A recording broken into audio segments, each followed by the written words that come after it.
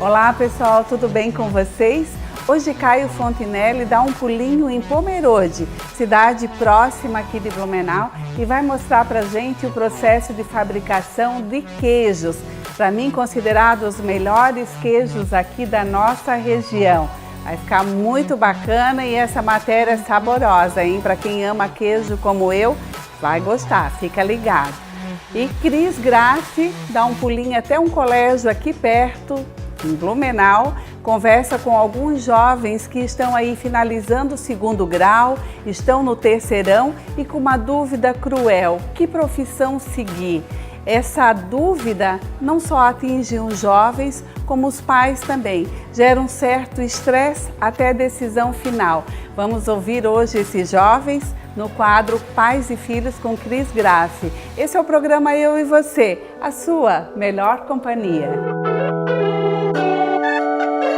A um passo de Blumenau fica a cidade de Pomerode. Ela vem crescendo a cada ano e atraindo cada vez mais investidores. Caio Fontinelli dá um pulinho, visita uma fábrica maravilhosa de queijos e vai mostrar para vocês agora esse processo de fabricação.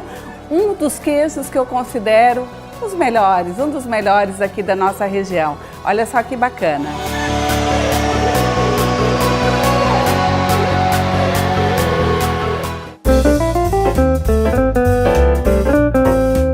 Pessoal, tudo bem?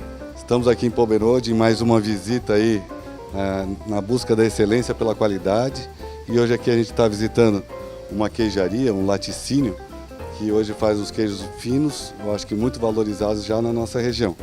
Estou aqui com o Juliano e aqui o Bruno, os irmãos Mendes, vamos chamar assim, e eles vão mostrar para a gente um pouquinho da produção do queijo, né? A gente está aqui já no início da produção, que é o recebimento do leite aqui nesses tanques que a gente está vendo. E agora a gente vai conhecer um pouquinho das etapas de produção, e para isso eu vou pegar uma dica aqui com o Juliano, com qual que é a principal qualidade no insumo que você recebe para produzir esses queijos. Tá. Bom, obrigado pela visita, Caio. Acho que leite, o queijo é feito basicamente em grande quantidade de uma matéria-prima só, que é o leite, né? Então a gente precisa de um leite bom, de qualidade. E queijo, no final, quando a gente termina o processo, o que é o queijo? O queijo é uma separação das partes sólidas das líquidas do leite. Então a gente tira o que é líquido, tira soro, e a gente fica com o que é sólido. E o que é sólido que nos interessa no leite? Proteína e gordura, né? Minerais, que é uma pequena quantidade, e um pouquinho de lactose, mas principalmente proteína e gordura. Então, quando a gente fala de um leite bom, é um leite de baixa contaminação, pouca bactéria, e um leite com muita proteína e muita gordura. Aqui em Pomerode a gente não vê grandes criações, né?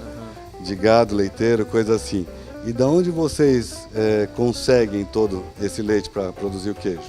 Parte do leite vem da região de Rio do Sul, no Alto Vale, e outra parte vem lá de Bom Retiro, perto de Lages. Porque, por exemplo, nós temos um queijo de ovelha, né?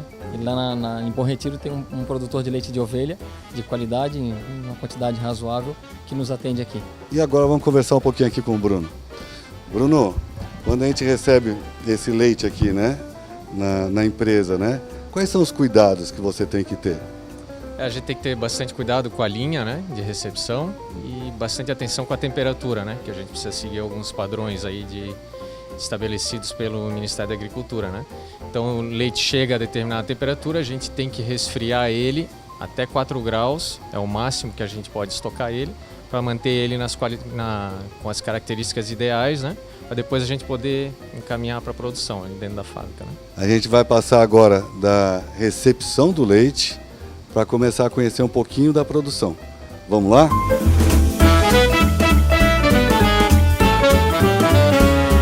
Então, agora, depois de estar devidamente higienizado, com proteção e tudo, nós entramos na primeira etapa da produção.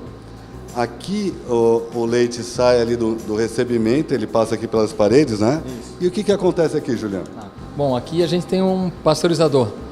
O que a pasteurização faz? A pasteurização mata, né, através do aquecimento, possíveis bactérias, micro-organismos patogênicos, né, que podem eventualmente fazer mal para a saúde. Então a gente aquece o leite aqui a 75 graus por 16 segundos. E aí depois dessa pasteurização a gente tem o leite pronto para fazer o queijo que a gente produz, que é queijo de mofo branco, queijo brie, camembert, né? E para que ocorra depois a produção, para que o leite vire queijo, a gente precisa adicionar novamente as bactérias, culturas, mofos, leveduras, para que o processo aconteça.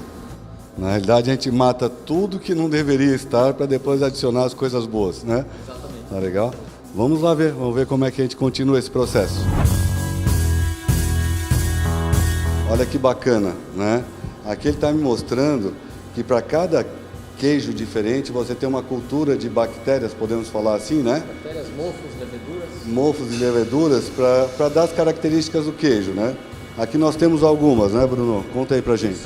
Aqui a gente já tem porcionado os mofos e as bactérias, as leveduras que a gente utiliza, por exemplo, no brie tradicional, né? Na nossa receita, né? Que é uma composição diferente da que a gente utiliza no camembert, por exemplo. Então a gente já tem as misturas prontas aqui para adicionar ao leite durante o processo lá de fabricação, né? É um pouco mais complexo do que a gente pensa, né? Então aqui ele tem aqui atrás dele, ele tem aqui na geladeira de amostras dele todos os produtos separadinhos para começar a fazer as misturas para que o produto final seja perfeito. Eu acho que é aí que está o segredo, né? A alquimia do queijeiro, né? Diferenciar um queijo de outro, né? É isso aí. Conta pra gente aqui o que acontece nesse tanque, né? E qual que é o processo seguinte, o que você espera de resultado aqui? Depois de adicionadas as culturas lácteas, a gente vai ter uma redução de pH, né? Vai começar a acidificar o leite. Aí a gente adiciona o coagulante. O coagulante vai endurecer o leite, vai ficar uma massa aglutinar. Ele vai ficar algo parecido com um pudim, uma panna cotta, né? Só que o soro, isso foi uma separação de proteína já da parte líquida, mas o soro ainda está preso dentro dessa cadeia proteica. Então o que a gente precisa fazer? A gente precisa dar uma ajuda para o soro sair.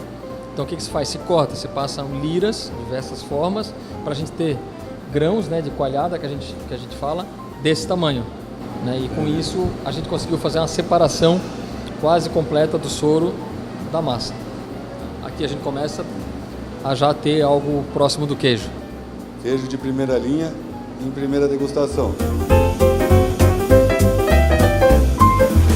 Nós estamos aqui vendo as liras, que ele chama, que são os cortadores daquela massa de queijo que foi formada agora.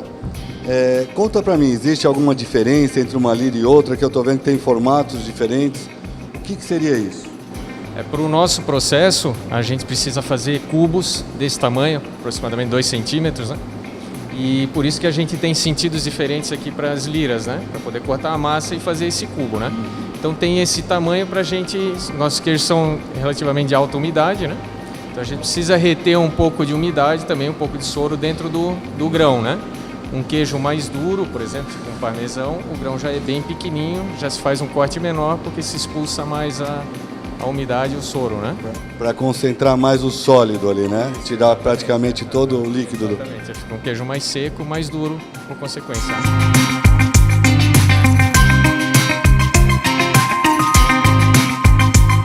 Aqueles tanques ali, onde a gente estava, vamos dizer, dissorando praticamente o sólido do líquido, né? Separando ali.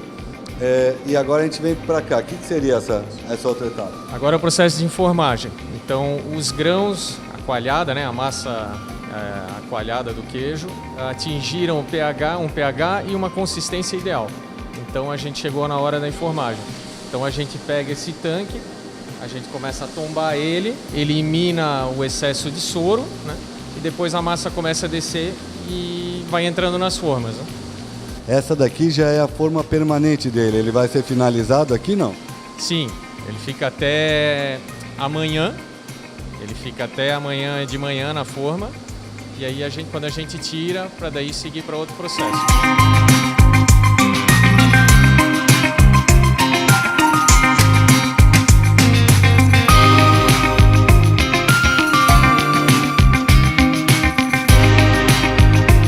Pessoal, aqui o Juliano está explicando para mim que na realidade fazer queijo é basicamente desidratar o leite, né? E a gente faz isso em diversos processos, né? O que a gente está fazendo basicamente aqui, além de desenformar? Tá. Bom, o leite é composto de 3, 4% de proteína, 3, 4% de gordura, 89% de água, né? Tem um pouquinho de sais minerais e um pouquinho de lactose. Quando a gente faz queijo, a gente quer separar toda essa parte sólida e juntar, né? Fazer uma massa que vai se transformar em queijo depois da maturação, né? Então, todas as etapas do processo têm como objetivo desidratar o leite e retirando de forma controlada a água que está presente no leite, para a gente terminar no final com uma massa ainda com algum teor, um percentual de água, mas muito menor do que o presente no leite. O que a gente vai fazer aqui? Tá. Bom, essa é a sala de salga e secagem do queijo. Então o queijo que a gente fez, a gente acompanhou o processo de enformagem, ele fica 24 horas naquela sala, ele fica até o dia seguinte, né? Sorando, continua aquele processo de desidratação do leite, continua sorando e baixando o pH, acidificando. No dia seguinte a gente traz esses queijos para cá, eles ficam aqui 3 dias. No primeiro momento, na chegada, eles vão para esses tanques, que são tanques com uma salmoura dentro, né? Sal e água, justamente para salgar o queijo. Mas o sal também desidrata. Então o sal também tem essa função, além de trazer sabor, de desidratar um pouco mais a massa para a gente atingir aquela umidade final desejada. Depois da salmoura, onde eles ficam mais ou menos uns 45, 55 minutos, as peças grandes, eles saem e vêm para essas grades aqui, onde eles ficam 3 dias. E aí fica aqui realmente secando, continua a desidratação, continua a dessoragem, né? Aqui dentro dessa sala que está mais fresco, está 16 graus centígrados e aqui sem umidade controlada, é para ser uma sala mais seca mesmo. A gente está brincando aqui qual que é o processo de se adicionar mofo, né? Pergunta aqui para o Bruno se é a mofificação, né? Mas na realidade, tirando a brincadeira de lado, aqui o queijo vai receber um dos primeiros mofos, é isso? São 2? São basicamente 2, né? Para os tipos de queijo que a gente faz. É o Geotrichum candidum e o Penicillium candidum. Então, nesse ambiente, a gente favorece o crescimento do Geotrichum candidum, que é o primeiro que deve se desenvolver aqui dentro, né? Esse ambiente aqui favorece o desenvolvimento dele em função da temperatura, 16 graus centígrados. Esse mofo cresce em temperaturas mais altas, né? E ele tem uma função de proteger a casca do queijo, proteger contra o ataque de mofos externos, né, indesejáveis, e também tem a função de conferir sabor, aroma para o queijo, né? Ele tem essas duas funções. Ah, tá. Então seriam 2 mofos. Esse primeiro, mais assim como um selamento do queijo, vamos dizer assim, ele vai atribuir alguma coisa de sabor. E o segundo mofo seria com que intenção? O Penicillium candidum é um mofo branco que aparece mais no resultado final quando o queijo está pronto, né? Esse se desenvolve em outra câmara, que é a câmara de maturação, que a gente pode mostrar depois para você.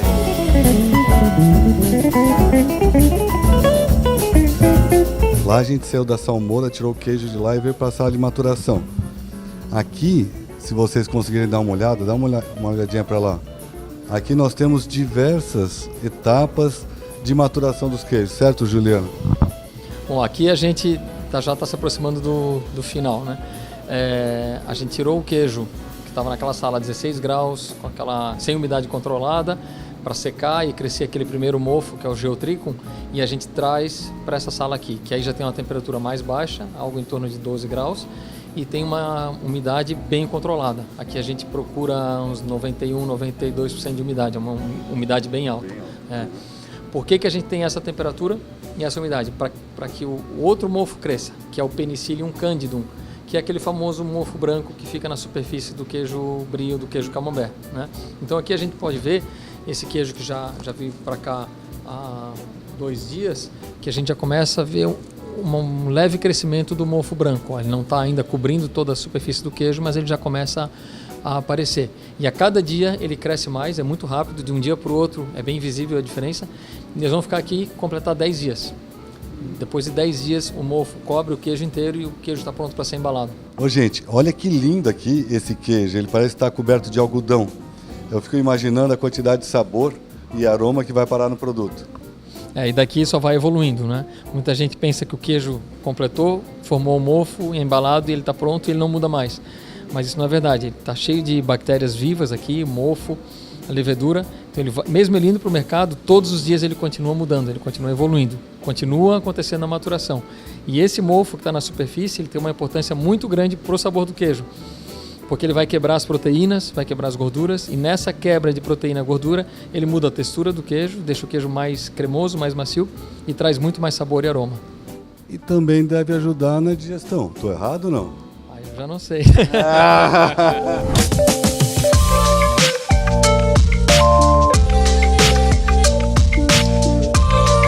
Chegamos aqui na fase final de produção. O pessoal embalando aqui o queijo, ó, né? É daqui que sai o produto final. Quero agradecer aqui ao Bruno, ao Juliano por terem recebido a gente, para vocês conhecerem um pouquinho mais o que é feito na nossa região e a qualidade com que é feito. Eu acho que vocês perceberam em cada etapa o carinho que colocaram ali, a qualidade dos equipamentos e tudo, como é difícil empreender, e eu quero dar parabéns aqui que a gente consegue reconhecer isso facilmente aqui. Tá? E agora a promessa fica de fazer uma receita com o queijo de vocês. Então, num próximo programa, a gente se encontra de novo. Tá? Muito obrigado, hein, gente? Muito obrigado. Obrigado pela visita.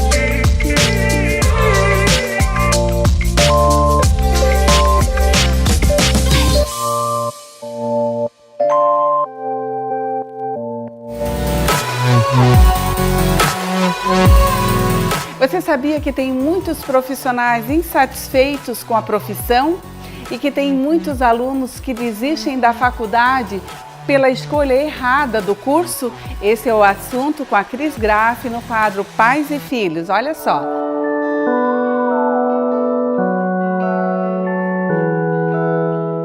Você sabia que mais de 40% dos estudantes que desistem da faculdade alegam escolha errada do curso?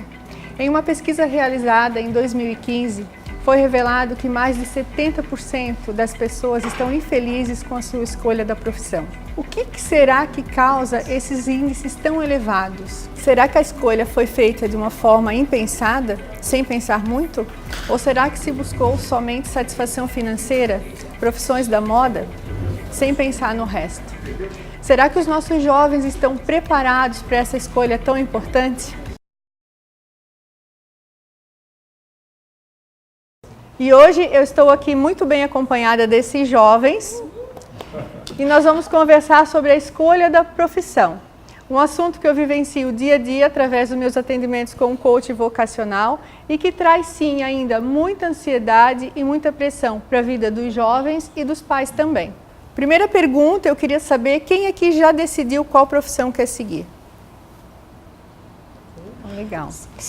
E eu queria que cada um de vocês falasse assim, o que levou vocês a decidir, qual foi o ponto decisivo, né? O que vocês levaram em consideração nessa escolha. Quem vai começar? Eu sou a Mariana e eu escolhi fazer medicina acho que há uns 2 anos. E não sei, a decisão foi... Gostei do que eu vi. E o que você viu? Médicos atuando e ajudando as pessoas. Legal. Quem mais quer falar? Opa, eu sou o Felipe e eu também decidi medicina. A área específica ainda tá para ser escolhida, mas assim, foi uma decisão meio penosa, porque eu levei em conta muitas outras áreas até fora de exatas, mas assim, foi vários fatores, assim, tanto no ambiente dentro da minha casa, que ambos os meus pais trabalham nessa área de saúde, e daí eu sempre estive muito em contato com o hospital, esse tipo de coisa. Além de que, como ela disse, é algo que você vê e é algo até meio inspirador, assim. Você vê esse auxílio prestado, sabe, às pessoas e, obviamente, existe uma retribuição monetária bem até larga para algumas áreas específicas. Essa retribuição acaba sendo muito mais no auxílio que você presta para as outras pessoas, sabe? Elas vêm até você e você auxilia elas, serve de auxílio. Meu nome é Ana e eu quero fazer engenharia aeroespacial. Os fatores que me levaram a decidir essa carreira é que eu sempre gostei muito de física e matemática. Eu gosto muito de fazer cálculos, tenho uma facilidade maior com isso. E eu sempre gostei muito do espaço também. Meu nome é Paulo Baptista e eu escolhi engenharia mecatrônica. Eu acho que essa profissão que eu escolhi meio que há muito tempo, porque sempre eu estive inserido na área da robótica. Eu acho que eu tenho mais anos de robótica do que de vida e eu sempre fiz robótica com muita paixão, era sempre o que eu queria. Eu fui inserido na escola por incentivo dos pais no começo e depois eu comecei a gostar muito, fui atrás, fui para o SESI em outros cursos, entre outros fatores como monetário e tudo que a profissão dá e o fato de que é a profissão do futuro, não vai faltar emprego na área de tecnologia. Além disso, também é a minha paixão, é o que eu sempre estive fazendo, é o que eu tenho afinidade, então eu me reconheço muito com essa área e pretendo trabalhar na criação de novas tecnologias, principalmente. Eu sou João Vinícius e eu escolhi fazer cinema. Desde que eu tenho 2 anos de idade eu vivo nos palcos, porque meu pai fazia teatro, minha mãe acabou seguindo meu pai nas viagens, então ela era da parte da iluminação, minha tia também fazia teatro junto, inclusive minha tia trabalha na FURB, na parte de teatro mesmo, então eu cresci assistindo e podendo participar de tudo isso que é a magia do teatro mesmo. E eu fui crescendo e acabei descobrindo que uma coisa que eu gosto mais do que atuar é ajudar os outros, ensinar e passar uma coisa que eu quero. Eu tenho uma visão de mundo que eu considero diferenciada talvez, e eu gosto de poder passar para as pessoas isso. Mostrar que as coisas que você quer passar, que você consegue ajudar os outros não só curando, não só dando aula, mas você também consegue através de entretenimento. Porque o mundo hoje a gente tem com poucos nomes que te guiam. A gente tem muita gente que vai atrás dos nomes do passado, mas não tem ninguém guiando nossa geração. Então eu quero ser mais uma voz que vai ajudar, sabe? A mostrar essa visão. E em que momento você decidiu? Eu acho que eu decidi quando eu tinha 10 anos, me disseram que eu não podia participar do grupo de teatro porque eu era muito novo. Então eu comecei a ir para a sala de teatro, olhar pelo buraco da porta, porque eu queria estar participando daquilo mesmo que eu não pudesse. Então quando eu estava fazendo isso, quando a professora abriu a porta, deu com a porta no meu rosto, eu percebi, ok, eu vou fazer isso. Sempre fui uma pessoa, assim, uma criança também, que sempre gostou muito da natureza. E eu sempre quis, na verdade, fazer medicina veterinária. Mas com o tempo eu fui criada numa família, assim, onde meus avós, eu tenho tias, primas, que são dentistas. E minha mãe está fazendo faculdade agora, começou. Meu pai também é dentista, então eu tô... Esses últimos tempos eu tô visitando muito as aulas com a minha mãe, tô vendo o trabalho do meu pai, vejo as cirurgias dele, eu comecei a ficar interessada pelo assunto, assim, o jeito que meu pai faz as coisas também, trata os pacientes, como ele muda a vida das pessoas pelo simples fato de mudar o sorriso delas. Então isso me deixou bastante emocionada em alguns momentos, então eu acho que eu decidi fazer isso mesmo. Eu sou Isabela e os meus 2 pais fizeram direito. E o meu pai é desembargador e minha mãe foi funcionária pública, agora ela já está aposentada. E eu sempre gostei muito do direito, eu sempre achei muito diferente. Eu já fui em posses na Academia de Letras Jurídicas e eu vi a posse de um diplomata que eu adorei.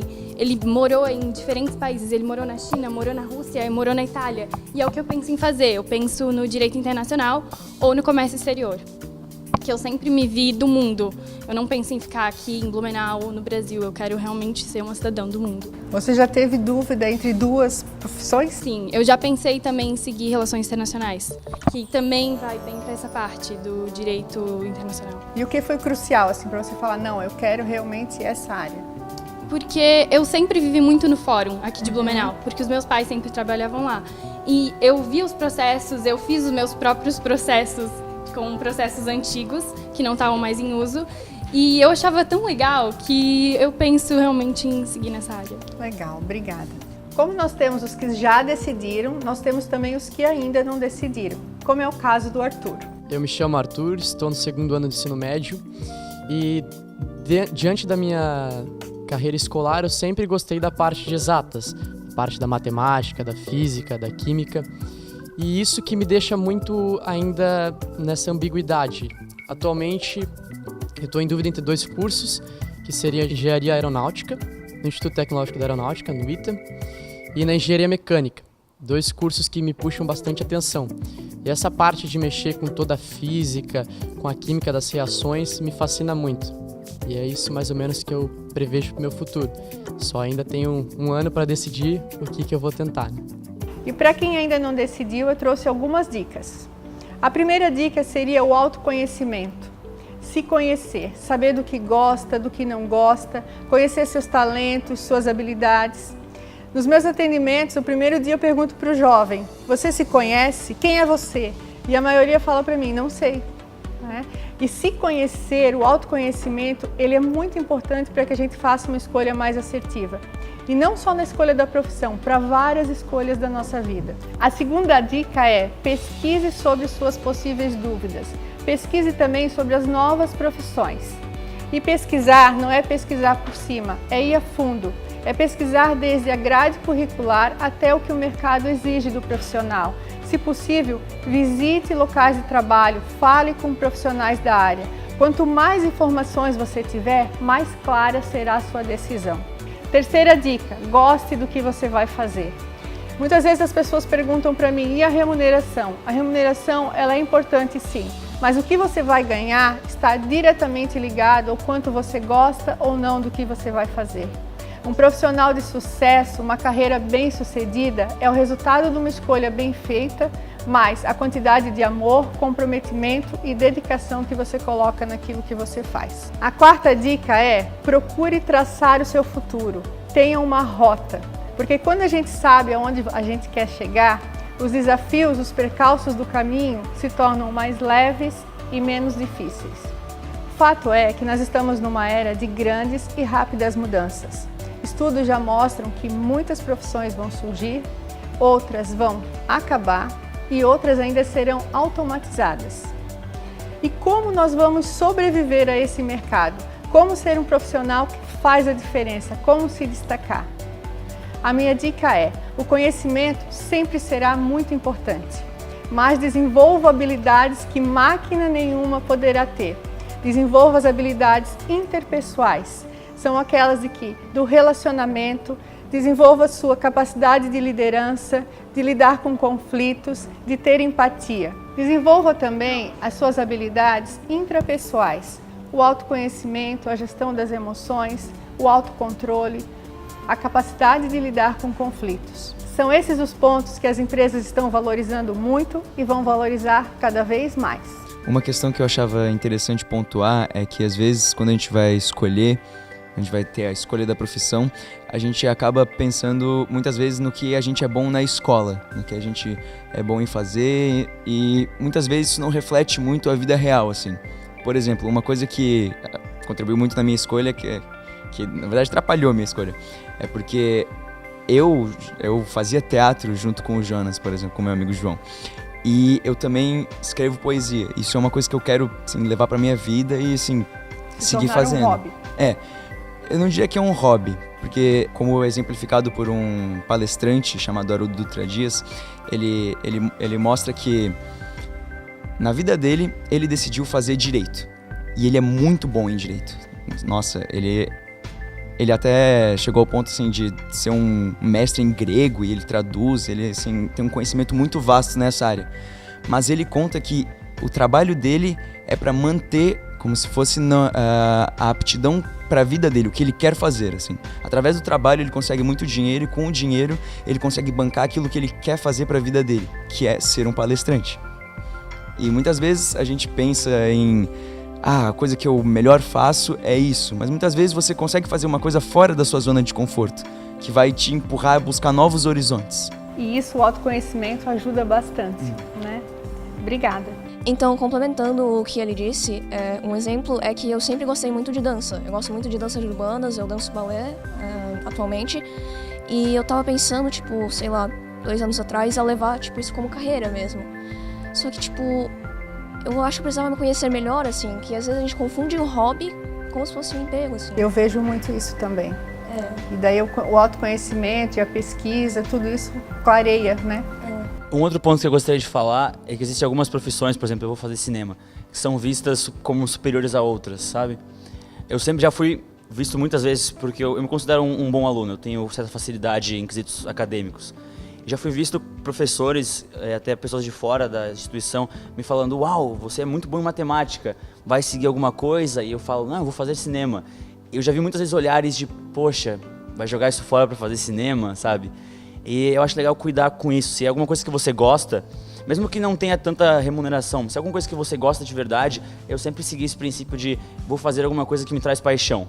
Ainda mais do que algo que as pessoas vão ver como sendo na classe superior, sabe? Com certeza, o resultado vai vir, né? Às vezes a gente, nessa fase do vestibular, né, a gente tá muito pressionado a escolher alguma coisa como se ela fosse para a vida toda. Mas, às vezes a gente vai descobrir o que a gente realmente gosta. Por exemplo, eu tive uma fase na minha vida, até agora, assim, que eu descobri que eu não sei o que eu gosto, não me conheço direito.